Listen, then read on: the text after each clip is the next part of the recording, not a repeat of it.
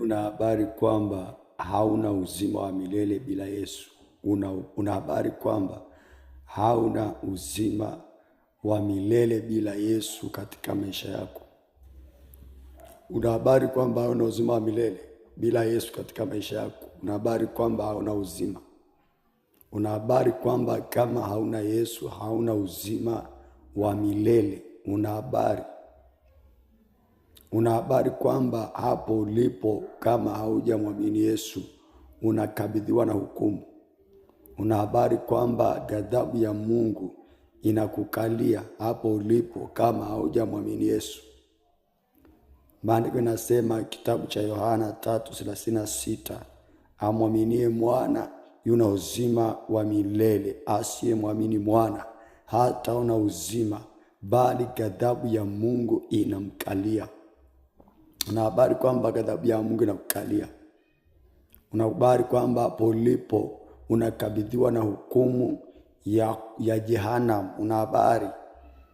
Maandiko yanasema amwaminie yeye hahukumiwi, asiyemwamini amekwisha kuhukumiwa kwa sababu hakuliamini jina la mwana pekee wa Mungu. Yohana 3:18.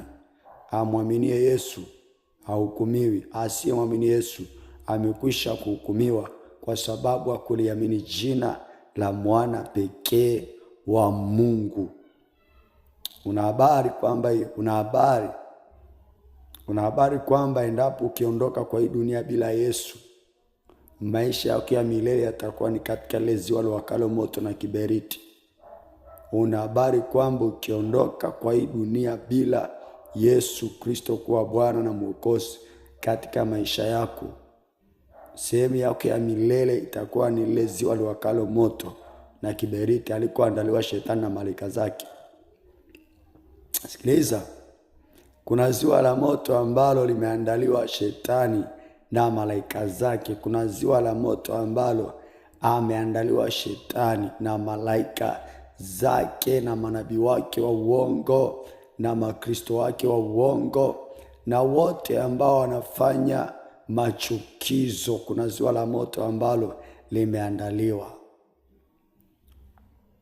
Habari nilizonazo kwa ajili yako: okoa roho yako, jiokoe kwa kumpokea Yesu, kwa kumkubali Yesu, kwa kumwamini Yesu kuwa Bwana na Mwokozi katika maisha yako.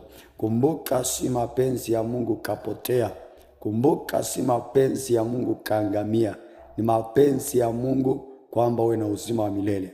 Yohana 3:16, maandiko yanasema kwa maana jinsi Mungu aliupenda ulimwengu